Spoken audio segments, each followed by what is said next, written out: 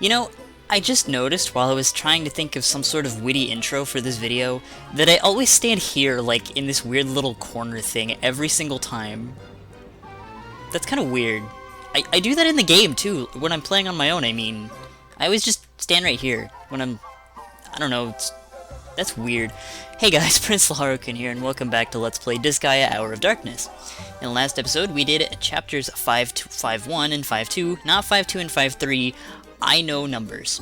And in this episode, we're only going to be doing one stage today because of how important that stage is, but before we do that, there was something I completely forgot to go over in the previous videos, and that's the different bosses in episodes 3 and episode 4 after you complete those, and I just kinda forgot. I don't know, I didn't think about it. So we're gonna go do that real quick, and then we'll take on 5.3, and after that, I'll show you a neat little leveling trick that you can do with 5-3 if you want to break the game. Well, sort of break the game. It's subjective, but for intents and purposes, you pretty much are breaking the game. So, Dinero Palace, we're gonna go to Lavish Hall first. So Hogmiser gets replaced with a female mage. Yeah. I don't make the rules. I just follow them. So there you have it. Nothing overly special. Just a blue mage. So I'll meet you back at 4-4 and we'll see what might actually come from 4-4 that hopefully may be better than just a mage. Maybe. Bite the dust. Alright, and back here at 4-4, you have the exact same layout, but instead, mid-boss is replaced with a high level of the knights. Quite frightening because, well, higher level tiers of any sort of enemy is scary, but this is, there's nothing. But you know, there's just nothing really special about it. You can just get this naturally if you just make a killer armor for yourself and just level it up. I think this is tier 2, I want to say. This is one of the... Well, no, that's a lie, because the Mandrake is technically a second tier. But yeah, nothing really special about 4-4's boss. So with all that extra stuff out of the way, I'm going to obsessively check healing, because in the past, I've gone into maps without healing before, so I've learned to become obsessive about checking for healing. And we're going to take on a rather famous map in the series, or at least in this game. At least I think it is. I see it in guides all the time, so... Onward to Terrible Cold. Ugh. That was dumb.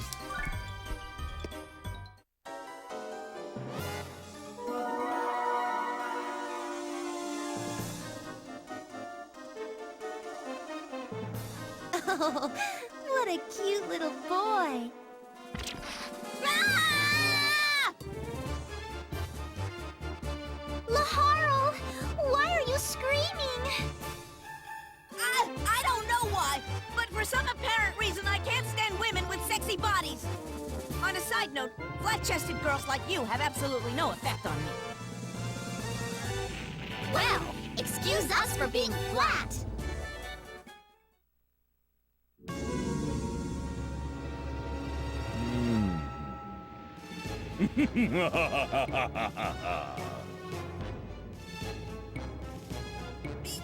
You're... It has been a while, Prince. Do you still remember me? How could I forget you? You're Medeiros, the vassal who was banished from the castle for stealing my old man's favorite snack, black pretzels. Now that's what I call pathetic. So, Black Pretzel Snatcher / Outcast, what is it that you want from me now? I wish to become Overlord, of course. What a joke! What could you, a pathetic loser banished for stealing pretzels, possibly do to me? Stop talking so tough, Prince. I know all of your weaknesses.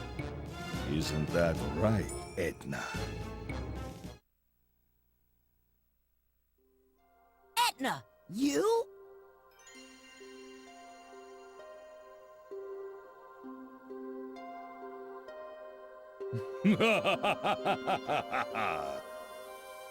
You just realized it. Fool! Yes, Etna is my loyal dog. As long as I hold her memory in my hands, she'll do whatever I ask. Etna? Now, dear prince, this place shall become your grave. Etna, you've served your purpose. I am quite pleased with the results. Now die alongside your prince. But we had a deal! What about my memory? What use are memories to you when you are about to die?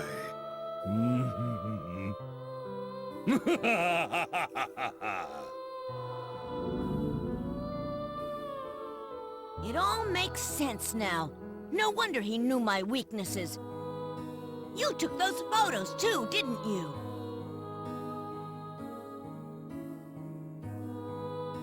Laharl, it was only because that demon stole her memory. Silence! I accept no excuses from a traitor! Stop blabbering and get these sexy women out of my sight!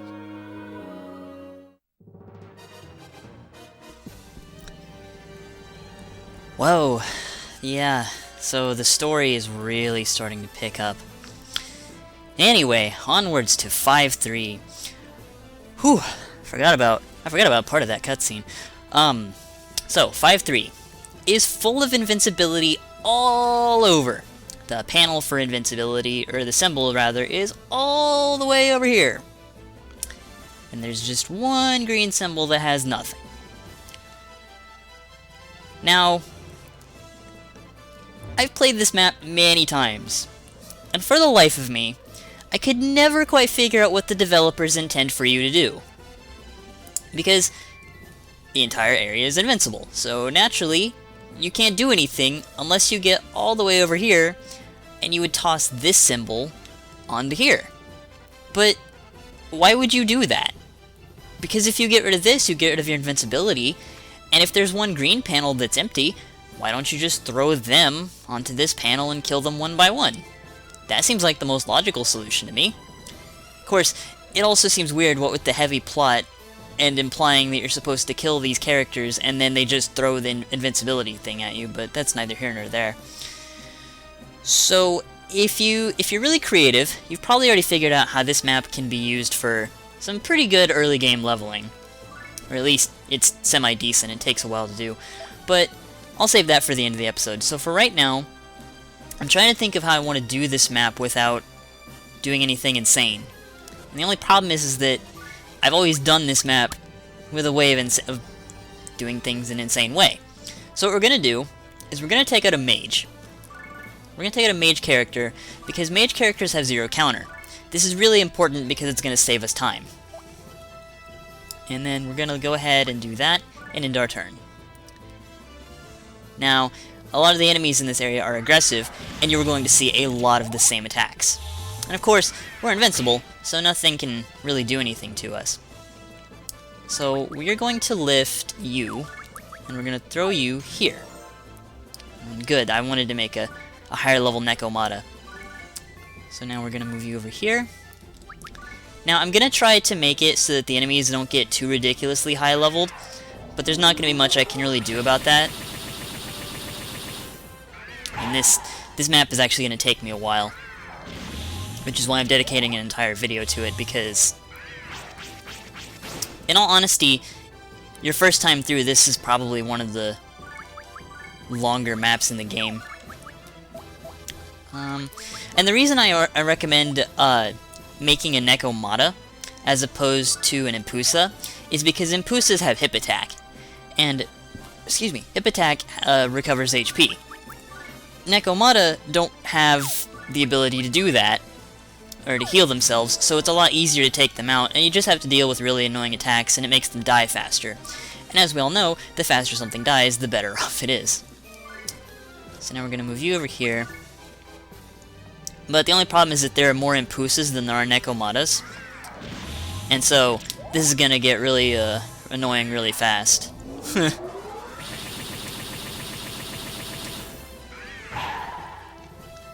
fact, I'm thinking I might... Yeah, I think I'm gonna cut out... Yeah, wow, that really hurt a lot. Good thing we're invincible. That's the only reason this strategy works, is because of that invincibility.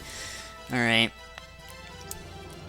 But yeah, I think I'm actually gonna cut out some of this until I get ready to fully start moving, because this is gonna take a while to get set up. So, I'll be right back. Okay, so I think if I've done everything right, you want to get into a position here where you can optimally throw one of the enemies into this panel. So we're gonna take Delta and throw Delta right there. I think I should, yeah, I have enough move to move there. And Laharl will have enough move to move here. And as you can see, we have cornered the enemy. That means that the enemy cannot get out of that position, which is really good because it's surrounded by invincibility. This is what we want. So we're gonna go ahead and do that, and we're gonna start putting some damage on Delta to get that moving forward a little bit. Because optimally, I'm gonna be leveling up my scout and gaining some levels for him, because he's actually a little bit behind. So we're gonna just do that for a little bit. If you really want to get optimal about this, and you really want to focus on killing these guys, I would recommend surrounding them with characters that don't have a lot of counter. Like, for example, mages. Since mages can't counter, you won't run the risk of accidentally killing the enemy if you want to get the kill with a certain character. So we're gonna go ahead and Hurricane Slash you, and we'll throw in a star. That shouldn't kill you instantly, but that should. I hope. I really hope so. And there's one enemy that didn't follow me, sadly. Oh, that might... Oh, I think Flan's gonna get the kill on that one, an accident. Whoops, I'm stronger than I think I am. Yep. Oh well, Flan gained a level. That's okay. Alright. Let's go ahead and end our turn.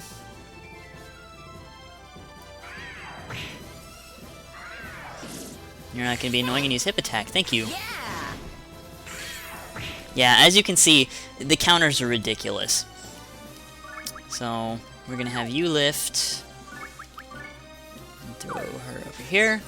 Since we know that Laharl's Hurricane Slash does about 150, this should actually be a pretty optimal situation. Here I come. Yeah, there we go. Now we can give... Now, assuming that she doesn't attack Laharl, which she didn't, like I expected, because Flan is the lower level, we can go ahead and safely give that kill to Turnips. No, we can't, because you have 2 HP. What else would happen? Why would anything else ever occur? You're gonna Hip Attack, aren't you? Oh, well, you don't even have... I thought you had more than that. Oh, well. And then... Die! Okay, and you should have... 5 throw, yeah, you do. Also, it's worth noting that if you are finding it to be really troublesome to have a whole lot of enemies following you around, even though holding an enemy when you end your turn will do damage to you proportionate to their level, if you're standing on an invincibility panel, holding the enemy will not kill you from the excess damage accrued. So, for example, if I were to end my turn right now, which I might as well because you can't attack, you can, but I'm going to show this off real quick. If you end your turn, and it takes 86 damage, but she didn't actually take any damage at all, so it's just a nice little thing to do. She's only level 14 because I didn't combine her with anyone. So we're going to do that. Laharl! Dang it! You're too good. Stop. It's not cool. Except it is.